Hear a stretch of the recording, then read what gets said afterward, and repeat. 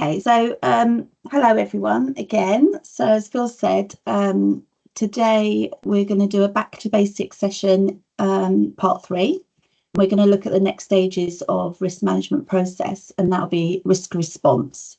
And for those of you who missed parts 1 and 2, covering the first stages of the process, the recordings can be accessed on the website, but we'll perhaps include them as well when we send today's out, and you've got all 3 parts together. So we'll make a start. That says step 4, not step 3. Oh, anyway, sorry. Step 3. It's step 4, but session 3, I think. Oh, right. Okay. My apologies. I'll shut up. Okay. Okay. So in previous webinars, we've looked at objectives. We've looked at risk identification and evaluation. And we've also looked at communication, which is, of course, part of that whole process. And that bit touches on every aspect. So today it's how do you respond to a risk once you've identified and evaluated it. So this is the next stage in the risk management process. And once you understand what your risks are and how big they are, this is where you then think about what you're going to do next. So the risk response part of the process is all about managing those identified risks. And this is arguably probably more important than the actual risk assessment itself, which would be completely pointless if you're not then going to manage your identified risk properly. So this stage is about trying to stop that risk before it materialises and causes further issues or other challenges if it does materialise, and also to try and reduce the likelihood or the impact of it if it does.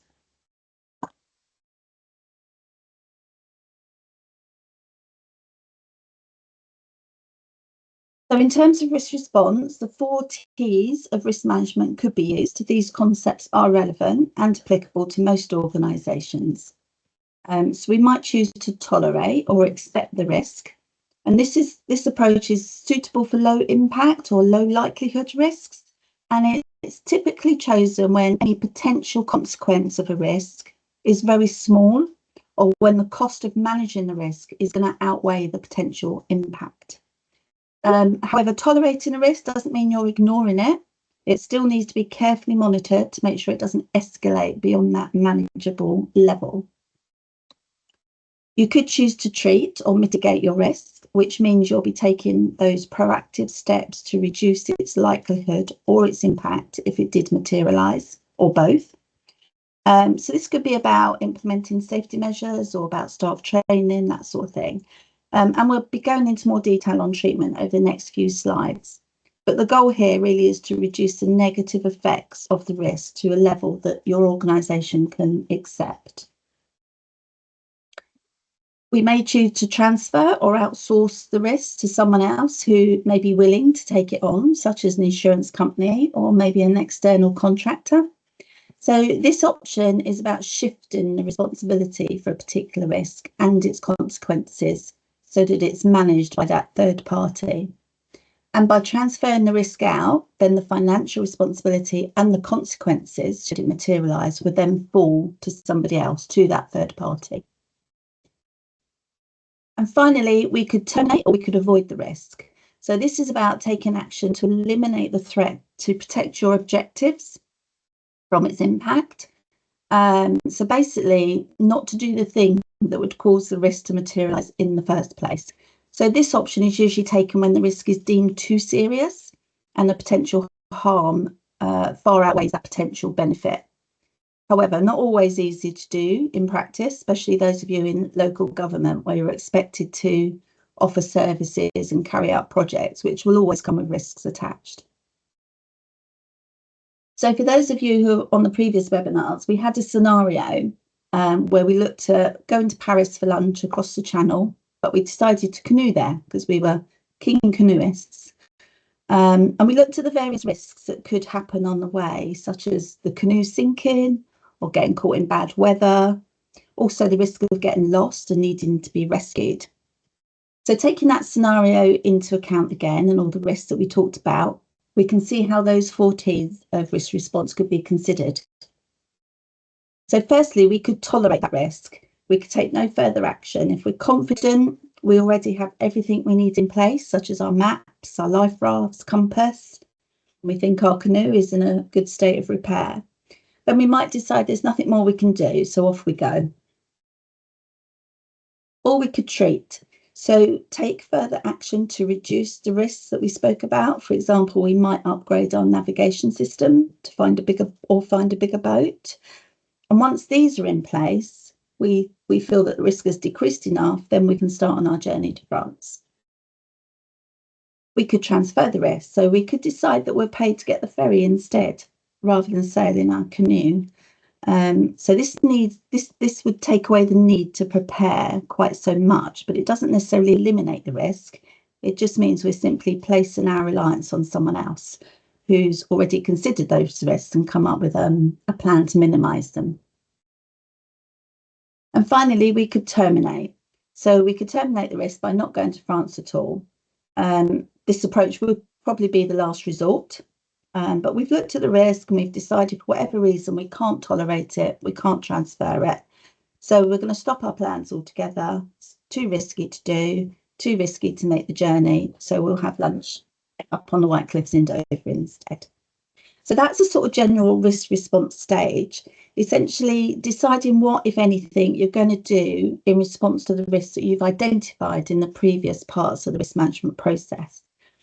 We then need to capture any agreed actions on those responses, though, onto some kind of response plan and document how we're going to reduce the likelihood or the consequence of this risk materialising. So we're going to look a bit more at risk treatment and mitigation. So one of the things often asked when talking about risk is, of course, what keeps you awake at night, or what should be keeping you awake at night? Because risk is all about those future things that could happen. And we should always be thinking about how to respond to those identified things before they materialise.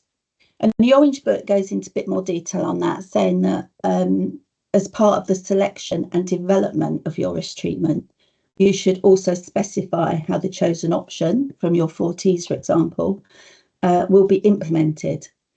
And that's so any arrangements are understood by everyone involved around your organisation, and the effectiveness of those agreed actions can be monitored properly.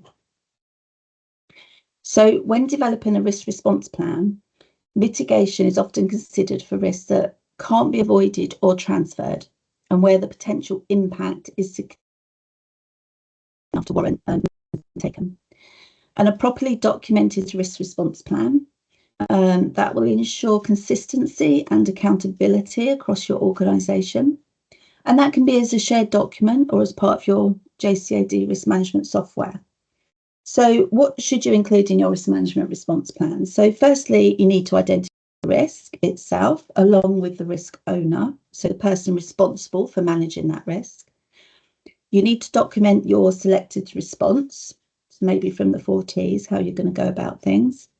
Identify the agreed actions, those concrete steps that you're going to be taking. You need to create a timeline. When should your actions be completed by?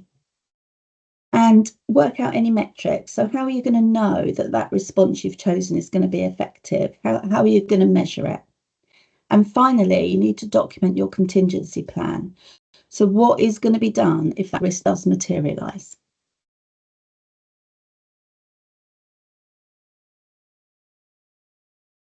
So mitigation is the main risk response for negative risks. Mitigations are there to lessen either impact or probability or both. And while mitigation often means reducing the risk, it could also just be about maintaining the risk at an acceptable level. And the controls you put in place are the tools that you're going to use to achieve that mitigation. So to effectively manage risk, we would select and implement controls that would change, maintain or modify that risk to the acceptable level. And that also means ensuring that any controls in place, current controls in place, that also means ensuring that current controls are in place, but as well as developing new ones. So you might have some new controls to tackle cause and consequence as well. And ISO 31000 states that the purpose of managing risk is to select and implement options for addressing the risk. So an important thing here is not just about the selection, it's also about the actual implementation of those controls. So in relation, therefore, to mitigation, the management of your risk should include a certain process along these lines. So firstly, select the control options that you're going to use. You then need to plan and implement those controls. Assess the effectiveness of those controls, and then you can decide whether the residual risk is acceptable. If it's still not acceptable, then you'll need to start that process again. So go back to your controls, plan and reassess. And I've got a couple of examples, some of you might know. So frogs on a log. So there are 5 frogs sitting on a log. 4 frogs decided to jump off. So how many frogs are going to be left sitting on the log? 1 frog? No, there's still 5 frogs on the log because the other 4 had only decided to jump off, but they hadn't actually done it, not yet. So like the frogs who only decided to jump, simply listing controls on the risk register doesn't mean that they've been implemented, and it doesn't make them active, and it doesn't make them effective. So effective risk management needs those agreed controls to be part of your business as usual, your day-to-day operations, to ensure that they're actually implemented and not just documented. And another example here, COVID-19 pandemic. So back in 2020, the world experienced COVID-19, and we all know really struggled to stop the spread of that disease, with every country putting in measures to stop movement of people and contact with each other. And in the UK, one of the key measures was to introduce a lateral flow test to detect if people had COVID. So if someone tested positive, they were given guidance on isolation and hygiene. I'm sure we can all remember those guidelines that we were given. They're on the telly, they're on the radio, they were through the GPs, postage, signage in shops. None of us could possibly have missed those guidelines that we were given. It was the isolate for 10 days, sleeping in separate rooms, different towels, eating meals at different times, all those kinds of things. So the lateral flow test data was then gathered nationally, and it was shared with the population, usually during that government briefing, 6 o'clock, I think it was, to indicate to us all how many people had contracted the disease and in which regions. However, it soon became quite clear that although people were taking a test, they felt it was not in their interest to be honest about it or about the result, often because the isolation would affect them economically in many cases. But it also meant that individuals were not then isolating even after a positive test, or worse, some people weren't even testing at all, even though they had the symptoms. So the spread of COVID-19 was an extremely difficult risk to manage, with a really high likelihood of the disease spreading and making a huge impact on all our lives. So this highlights that controls without action or guidance without the implementation leaves risks unmanaged. So simply providing procedures or training, it won't modify your risk. It's the actual implementation of those controls that will change the cause or the consequence. So going back to the example of the lateral flow test data collection and the guidance given, relying on that control alone and relying on people to follow that guidance gave false assurance that that risk was being managed. So you may have lots of controls to mitigate a risk, but how effective are your controls, and are they all the same? So once you've considered your different controls, thought should then be given to the development of those controls and how you're going to monitor them for effectiveness. So the IRM guidelines state that your control record should always include this information. So the control name, so a unique name or number by which the control is identified. The person who is responsible for ensuring the control is implemented effectively. The name of the risk the control is designed to help manage, maybe link back to the original risk. The control user or the resource who will be actually using the control once it's implemented, who needs the training, who needs to be informed about this control.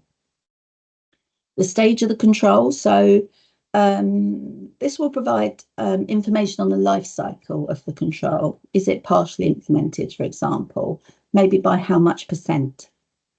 The purpose of the control there is the information on what the control is designed to do, what is it actually changing in relation to the relevant risks? Maybe what cause or consequence is it actually addressing? And the dependencies there, is the control dependent on anything else in order for it to be effective, such as money or approval?